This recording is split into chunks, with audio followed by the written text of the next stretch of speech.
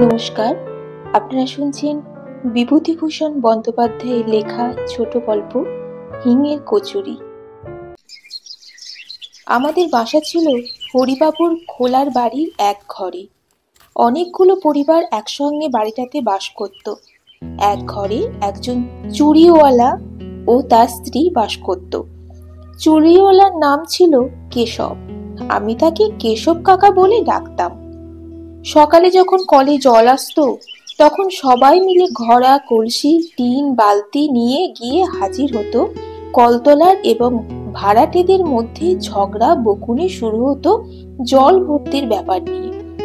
বাবা বলতেন মাকে, এ বাসায় আর থাকা চলে না, ইতর লোকের মতো কাণ্ড এদের, এখান থেকে উঠে যাব শিগগির। কিন্তু যাওয়া হতো না কেন তা আমি বলতে পারবো না। এখন মনে হয় আমরা গরিব বলে, বাবার হাতে পয়সা ছিল না বলেই। আমাদের বাসার সামনে পথের ওপারে একটা চালের আড়ত, তার পাশে একটা গুড়ের আড়ত। গুড়ের আড়তের সামনে রাস্তায় একটা কল। কলে অনেক লোক একসঙ্গে ঝগড়া চেঁচামেচি করে জল নেয়। মেয়ে মানুষে মারামারি পর্যন্ত হতে দেখেছিলাম একদিন। এই রকম করে কেটেছিল সে বাসায় বছর খানিক, এক আষাঢ় থেকে আর এক আষাঢ় পর্যন্ত। আষাঢ় মাসেই দেশের বাড়ি থেকে এসেছিলাম। দেশের বাড়িতে বাঁশবাগানের ধারে ধুতুরো ফুলের ঝোপের পাশে আমি আর কালী দুজনে মিলে একটা কুঁড়ে ঘর করেছিলাম। কালীর গায়ে জোর বেশি আমার চেয়ে। সে সকাল থেকে কত বোঝা আশ্যাওড়ার ডাল আর তার পাতা যে বয়ে এনেছিল। কি চমৎকার কুঁড়ে করেছিলাম দুজনে মিলে, ঠিক যেন সত্যিকার বাড়ি একখানা।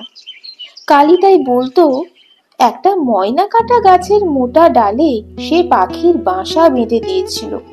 ও বলতো, শ্রাবণ মাসের সংক্রান্তিতে কিংবা নষ্টচন্দ্রের রাতে রাত চড়া কাঠঠোকরা কিংবা তিওর পাখি ওখানে ডিম পেড়ে যাবে।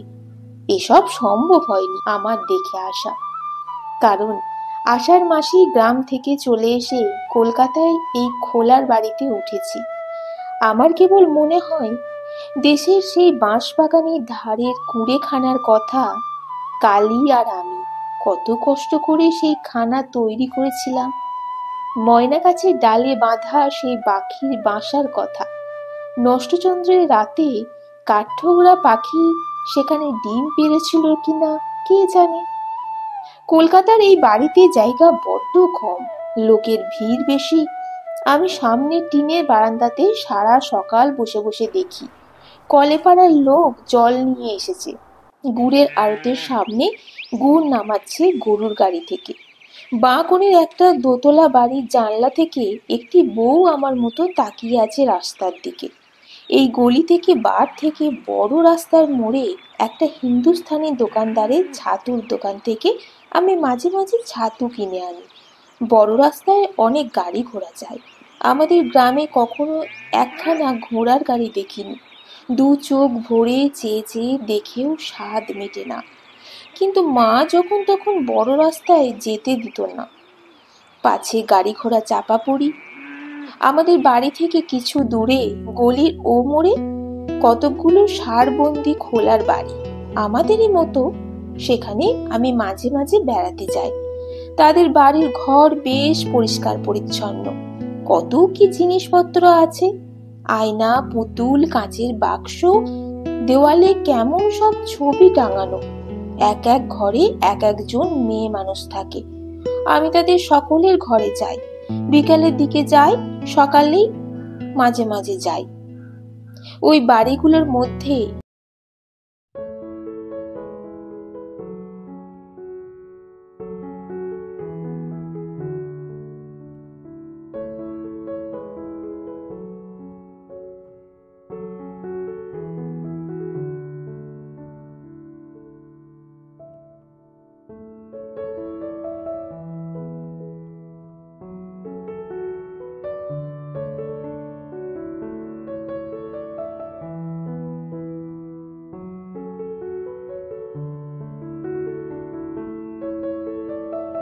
জেলা। কলকাতায় আগে কখনো আসেনি বুঝি? না, বিকেলবেলা কুসুম চমৎকার সাজগোজ করত, কপালে টিপ পরতো, মুখে ময়দা মতো গুরু মাখতো, চুল বাঁধতো, কি চমৎকার মানাতো ওকে। কিন্তু এই সময় কুসুম আমাকে তার ঘরে থাকতে দিত না, বলতো তুমি এবার বাড়ি যাও, এবার আমার বাবু আসবে। প্রথমবার তাকে বলেছিলাম, বাবুকে? সে আছে, সে তুমি বুঝবে না, এখন তুমি বাড়ি যাও। আমার অভিমান হতো, বলতাম আসুক বাবু, আমি থাকবো, কি করবে বাবু আমার? না না, চলে যাও, তোমার এখন থাকতে নেই। অমন করে না লক্ষ্মীটি। বাবু তোমার কে হয়? ভাই? সে তুমি বুঝবে না, এখন যাও দেখি বাড়ি। আমার বড় কৌতূহল হতো, কুসুমের বাবুকে দেখতেই হবে, কেন ও আমাকে বাড়ি যেতে বলে। একদিন তাকে দেখলাম, লম্বা চুল, বেশ মোটাসোটা লোকটা, হাতে একটা বড় ঠোঙায় এক ঠোঙা কি খাবার। কলকাতার দোকানে খাবার কিনতে গেলে ওই রকম পাতার ঠোঙায় খাবার দেয়, আমাদের দেশে ও পাতা নেই। সেখানে হরিময়রার দোকানে মুরগি কি জিলিপি কিনলে পদ্ম পাতায় জড়িয়ে দেয়। কুসুম ঠোঙা খুলে আগে আমার হাতে একখানা বড় কচুরি দিয়ে বলতো, এই নাও, খেতে খেতে বাড়ি যাও। এক কামড় দিয়ে আমার ভারী ভালো লাগলো, এমন কচুরি কখনো খাইনি। আমাদের গ্রামের হরিময়রা যে কচুরি করে সে তেলে ভাজা কচুরি, এমন চমৎকার খেতে নয়। উচ্ছ্বসিত সুরে বললাম, বাহ, কিসের গন্ধ আবার? কুসুম বললে, হিঙের কচুরি, হিঙের গন্ধ, ওকে বলে হিঙের কচুরি, এইবার বাড়ি যাও। কুসুমের বাবু বললে, কে? কলের সামনে বাড়ির ভাড়াটেদের ছেলে, বামু। কুসুমের বাবু আমার দিকে ফিরে বললেন, যাও খোকা, এইবার বাড়ি যাও। একবার ভাবলাম, বলি আমি থাকি না কেন, থাকলে কি দোষ? কিন্তু কুসুমের বাবুর দিকে চেয়ে সে কথা বলতে আমার সাহসে কুলোলে না। লোকটা যেন রাগী মতন, হয়তো এক ঘা মেরেও বসতে পারে।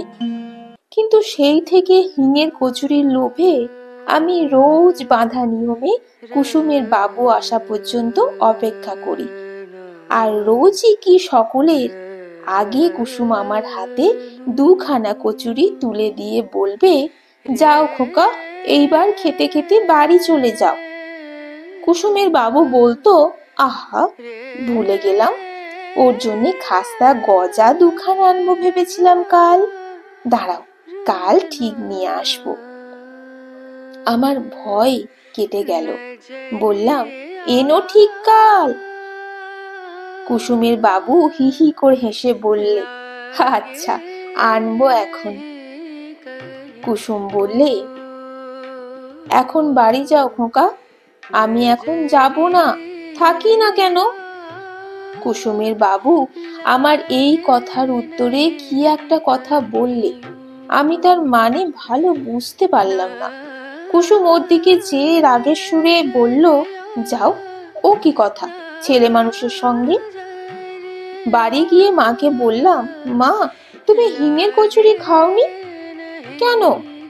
আমি খেয়েছি, এত বড় বড়, হিঙের গন্ধ কেমন। কোথায় পেলি? কুসুমের বাবু এনেছিল, আমায় দিয়েছিল। পাজি ছেলে, ওখানে যেতে বারণ করেছি না, ওখানে যাবে না। কেন? কেন কথার উত্তর নেই, ওখানে যেতে নেই, ওরা ভালো লোক না। না মা, কুসুম বেশ ভালো, ওকে আমাকে বড্ড ভালোবাসে, হিঙের কচুরি রোজ দেয়। আবার বলে হিঙের কচুরি বাড়িতে পাও না বুঝি? খবরদার, ওখানে যাবে না বলে দিচ্ছি। কুসুমের বাড়ি এর পরে আর 2 দিন আদেও গেলাম না, কিন্তু থাকতে পারি না না গিয়ে। আবার মাকে লুকিয়ে গেলাম একদিন। কুসুম বললে, তুমি আসোনি যে? মা বারণ করে, তবে তুমি এসো না, মা আবার বকবে। আসিনি তো 2 দিন, এলে যে আবার। তোমায় ভালোবাসি তাই এলাম। ওরে আমার সোনা, তুমি না এলে আমারও ভালো লাগে না। তুমি না এলে তোমার জন্যে মন কেমন করে। আমারও। কি করব, তেমন কপাল করিনি। তোমার মা তোমায় পাছে বকে, তাই ভাবছি। মাকে বলবো না আমার মন কেমন করে না এলে। আমি এখন যাই, সন্ধ্যের সময় এসো। ঠিক আসবো। কুসুমের সঙ্গে চুক্তি অনুযায়ী সন্ধ্যের সময় যায়। কুসুমের বাবু এসে আমায় দেখে বললে, এই যে ছোকরা, কদিন দেখিনি কেন? সেদিন তোমার জন্যে খাস্তা গজা নিয়ে এলাম, তা তোমার অদৃষ্টে নেই। দাও গো ওকে দুখান কচুরি। গজা এনো কাল? আনবো গো বামুন ঠাকুর, ফলারে বামুন। কাল অমৃতি জিলিপি আনবো, খেয়েছো অমৃতি? না, কাল আনবো, এসো অবশ্যই।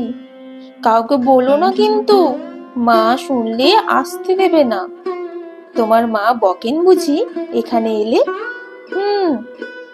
কুসুম তাড়াতাড়ি বললে, আরে ওর কথা বাদ দাও, ছেলে মানুষ পাগল, ওর কথার মানে আছে?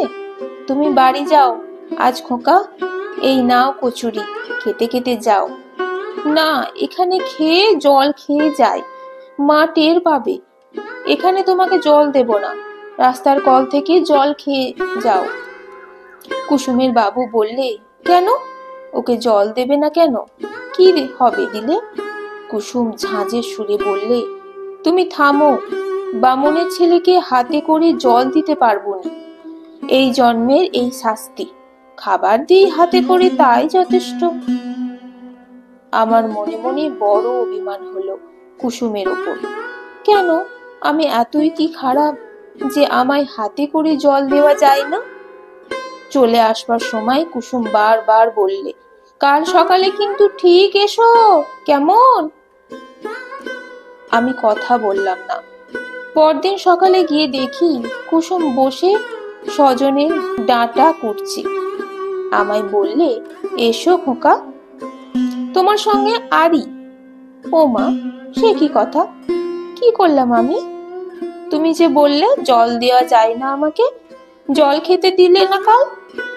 এই বসো বসো খোকা, সে তুমি বুঝবে না, তুমি বামুন, তোমাকে জল আমরা দিতে পারিনি, বুঝলে?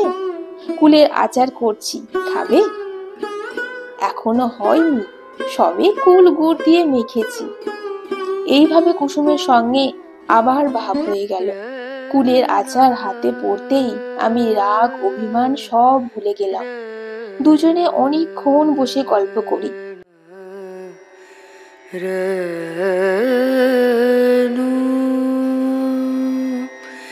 রে